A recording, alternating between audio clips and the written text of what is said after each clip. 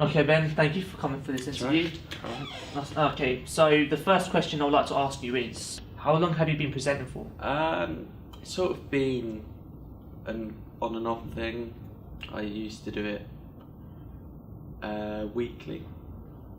It was around a weekly basis, but now I wouldn't say it's less frequent. I'd say if I'm at a event, I'd be doing it a lot more than I would be. So why did you exactly want to be a presenter?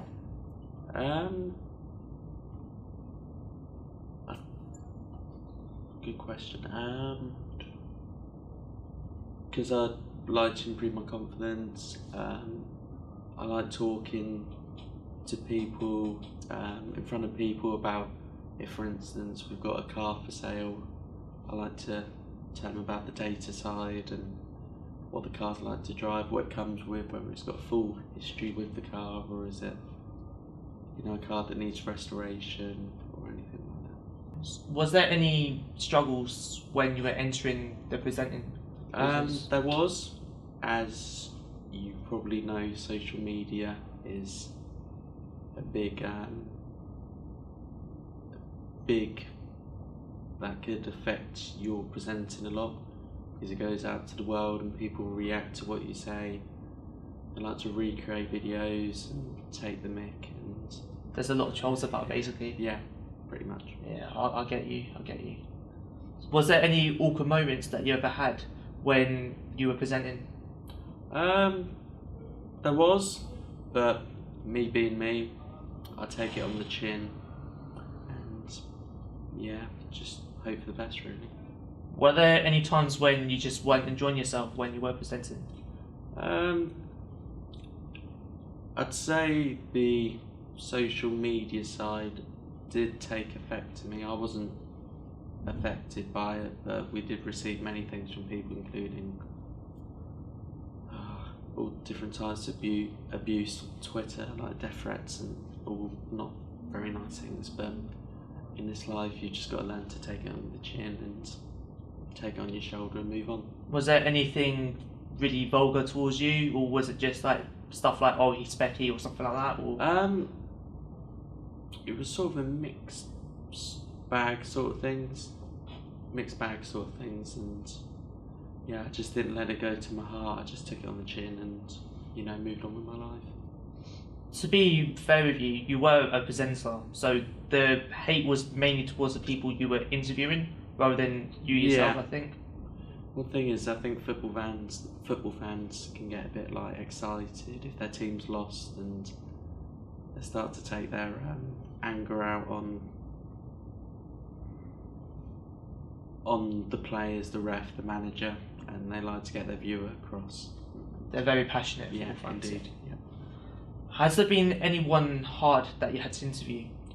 There was on the odd occasion, but I'm sure more times I did it, it became second nature to me, and I found it a lot more easier. Was there anyone great to interview? Yeah, basically we interviewed a few former Dons players that aren't at the club anymore. Like, who is that? There was a chap called Alex Revel who's now at Northampton. Talked to him about happy with the performance today, and at the time, a few years ago now, he went in goal for the team and he saved the penalty despite being a striker because the keeper got sent off. Was there any others, or was it just? Some of the car people we've interviewed for social media, like some of the owners. Seeing them so passionate about their cars is really good fun. Did you interview the chairman as well? Chairman? Yeah. Not that I can recall. Do you get any recognition out in the streets from your presenting? Maybe the odd occasion, not as much as what I used to have.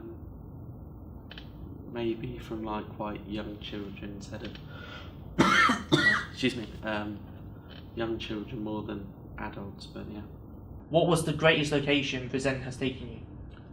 It'd probably be at Salon Privé, when we had a collection of cars on display. Some of them were for sale, others were just to show to the members of the public, and talking about those cars to people really was good fun.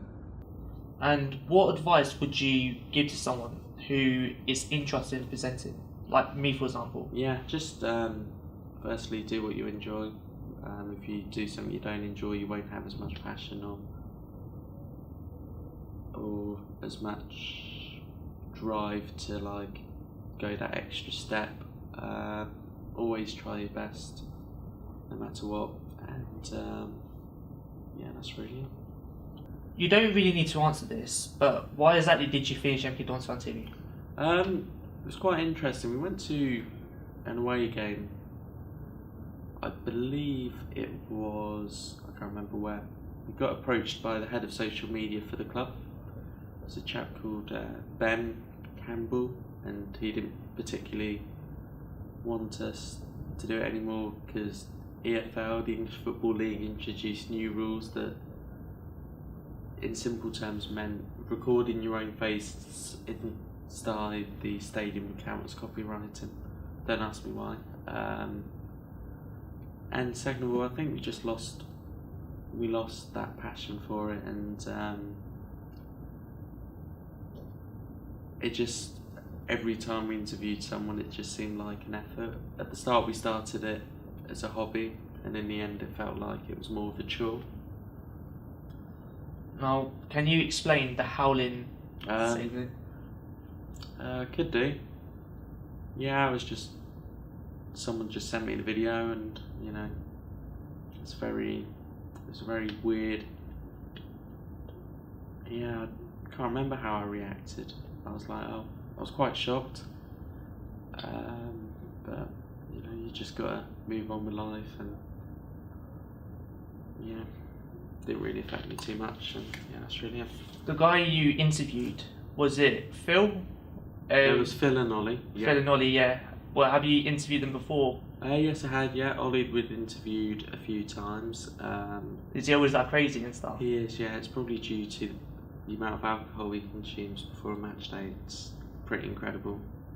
Phil's quite a passionate guy. I haven't seen him for a while. He travels over from Northern Ireland, which is a bit bizarre. I don't know. Football fans say. Yeah, exactly. Okay, so can you tell me more about your Export 56 presenting role? Yeah.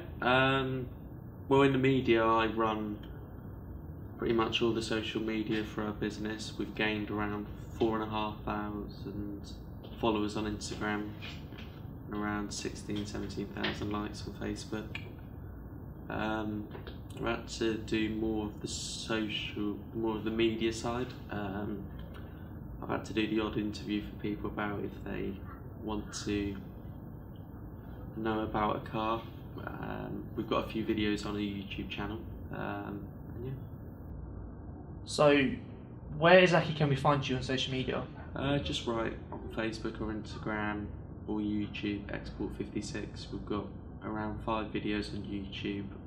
One of them is our most frequent one. Is when we went to Salon Privé and we had a few cars off display and we were talking, and then the car starts up and it's all nicely presented and got a few drone shots on there, so it looks good. So how long have you started Export 56 after leaving MK Dons Fan TV? Or was it during the time? Well, when I was doing MK Dons Fan TV, I was at college, wasn't a big fan of it, and I left college and Dad asked me if I wanted to work with him, and I was like, yeah, sure. We're like the leading experts in classic Porsche, so it's a nice high-up company to go and work for. So would you like to tell the audience more about Export 56 as how, you know, it is as a show, or? Yeah. So it's just basically a restoration. It's a racing servicing, buying and selling classic Porsches from 1948 to 1975. We've just opened our brand new service centre in the middle of Milton Keynes where we service more of the modern Porsches. We've still got the classic stuff, but we service like all the Boxsters, the 993s, the 996s, and the modern stuff, clients and stuff. So, Ben, I've got to thank you a lot for this. cheers, Ahmed. I really do appreciate this. Thank you. You don't understand how much I appreciate this, Ben. So thank you a lot. You're welcome.